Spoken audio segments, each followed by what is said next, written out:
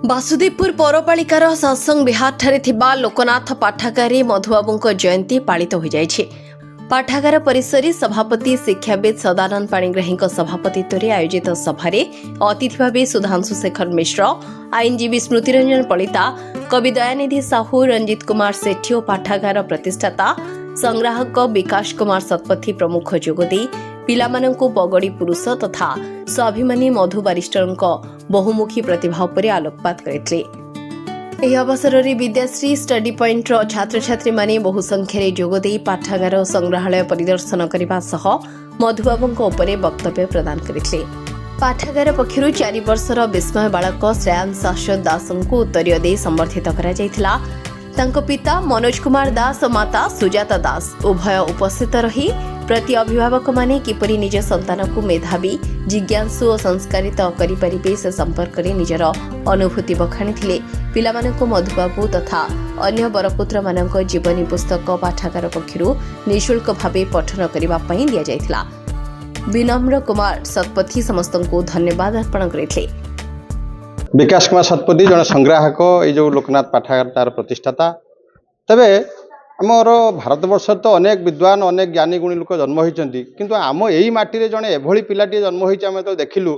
आस mobile छाड़िया बही पढ़िया अभियान करूँ ये पिलाटी को आम आविष्कार कलु और से अनर्गल भाव में कही चलता कथा गुड़िक से मुझे आश्चर्य हली। एत कुनी पुओटे मात्र 4 वर्ष ठीक भाव में पाद पकई पारनी, कथा कही पारनी, किंतु एत कथा मन रखी एवं सेबेठारु आमे ताकू प्रोत्साहन जोगेलु।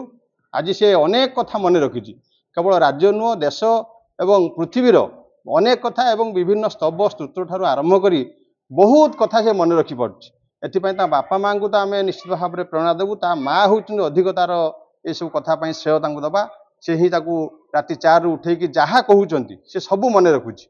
आज मधुबाबू जयंती से तुम पर छोट पिलाटी ठारू आरंभ करी अनेक कथा से गाईगला पिला आगे। आम से अतिथि करूँ से मंच तले बसवार पिला नुह, से मंच बसईलु। आम आशा करूँ यही पिला समस्ते प्रेरणा जोगाती, समस्ते सहयोग हाथ बढ़ाती, ये पिलाटी निश्चित आम ये बासुदेवपुर संग्रामी माटी नुह सारा ओडिशा से तार निश्चित भाव में सुनाम आनिब। ना एथिपाई तो प्रथम कथा है अभिभावक मैंने से जत्नवान होना। यदि अभिभावक मैंने जत्नवान हेबे तबे पिला माने निश्चित भाव में आगू बाहर। ता माँ जो प्रयास करुँच, बापा जो प्रयास कर छोट पिलाटी को राति उठेबा एवं ताकू ठीक दिनचर्या गुड़िक ठीक ठीक भाव में करेबा, से अभिभावकटीए ही पिलार प्रथम गुरु एवं पिलार प्रेरणादाता। सबु श्रेय ता बापा माँ निश्चित भाव में एवं ता पाख पड़ोशी एवं ताकू भल पाउथिबा लोक माने श्रेय सब नेबे। तेबे ता माँ जो मेट्रिक टे पास करी बापा विवाह करदेले से अधिक पढ़ी पारे नहीं। तांको भितर गोटे आशाटे रहीला मु जदि संतान टे कन्या हो कि पुत्र हो जदि पिलाटे मु पाउची से पिलाटी के मनीष मु करी।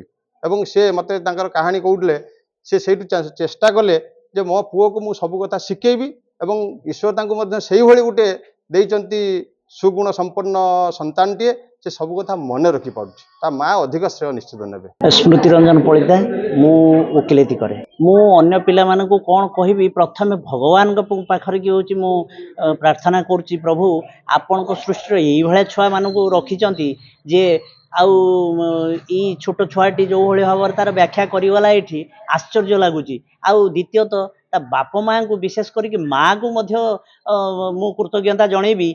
आउ तांको पाखर मु मोर समवेदना जणेबी कारण ठीक समय कि उठे कि छुआ को यही कथा शिखौचंती जहाँ शास्त्र कहूची राति 3:10 रु ब्रह्म मुहूर्त आरंभ हुए हैं सही समय से छुआटी की शिखौचंती। भगवान का आशीर्वाद नहले ये केबे हेई परिबो नाही। भगवान का आशीर्वाद कृपा ता मथा उपरे अछि से छुआ मथा उपरे। ये ओडिशार जणे जो धी शक्ति संपन्न व्यक्ति विशेष माने सारा ओडिशार अछंती से छुआटी ना तांको परे परे जुड़ी जीवो एथिरे संदेह करिवार नाही। विशेष करी ये लोकनाथ पाठागार रो जे मुख्य बड़ भाई आमर विकास नना ये जो उद्यम बासुदेवपुर पाई ये ओडिशा पाई एको भूली हबनी ए सर्वाग्रे एति कोई मोर कथा ना। सुजाता दास घर बड़ मछा खाई मो पुअर बयस 4+ मु जेतेबेले घरे ठाकुर पूजा करे श्लोक पढ़े सी मु तो भोर 4 उठे सी भी मो सहित उठी पड़े। एबे नुहे बहुत छोट बेलू से भोर 4 मु जेते बेले भी उठे से मो संगे संगे उठे। आ मु जेतेबेले मंत्र पाठ करे जे बास खाली शुणे आ शुणिकी से सब मन रखिदिए मते जेतेबेले जना पड़िला जे मो पुओ ए सब धीरे धीरे मन रखी पारुची गोटे कथा को माने रिपीट कला माने से कहि पारुची मते खुशी लागिला जे मो पुओ किछि आ किछि नुवा किछि ताको शिखेबा को इच्छा हला मु चाहली जे हाँ किछि श्लोक से मन रखू बारंबार बड़ बड़ श्लोक आमे भी मन रखी पारुनु किंतु से सब से माने खूब कम समय भीतर से मन रखी पारला तो 30टा जिला हो किंबा 22टा पहाच हो किंबा 7टी महादेश 5टी महासागर आ 15-16टा श्लोक आ बाकी जते तार पाठ से सबू भी ए टू जेड पर्यंत जते वर्ड रहिला सतिर भी सेंटेंस 10टा लेखा वर्ड भी से आराम से सब स्पेलिंग गुडा भी बढ़िया सुंदर से मन रखी दउचे आ मु जेहेतु गोटे गृहिणी मते तो एते समय मिलेनी कर्तव्य दृष्टि देखा गले मु घरे समस्त कथा बुझा सहित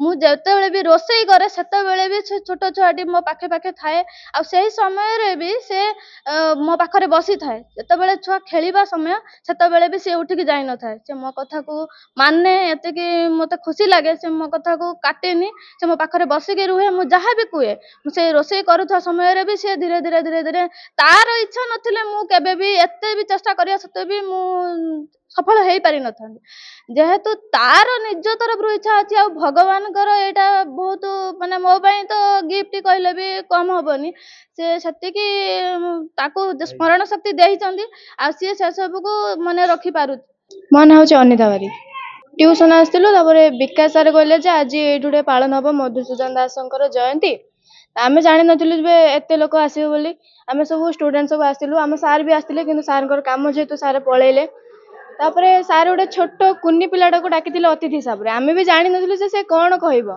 आमे भी जानि नथिलु तो से बहुत कथा शिखिछि जोडा कि आमे भी एपर्यंत जानिनु हमकु सेटा जानिबार आवश्यकता अछि जोडा कि आमे ताठारो प्रेरणा पाइबु एति की बास मु कहबि जे से जति बहुत किछि राज्य देश जिला एमिति के श्लोक भी बहुत शिखिछंती जोडा माने वैज्ञानिक मानक विषय रे भी से कहि पारछंती बहुत किसी शिखिछन जोड़ा कि आगामी दिन में किसी गोटे करने साहाय्य करिवो तांको बापा माँ तांको भी धन्यवाद जे तांको एतिकी शिक्षा देइछंती से जो स्कूल पढ़ुछंती से सार दीदी को भी धन्यवाद जे तांको एतिकी शिक्षा देइछंती वास्तव एतिकी कहबी जे आमे तांको किछि प्रेरणा आशा करू। Bureau report RCN Odia.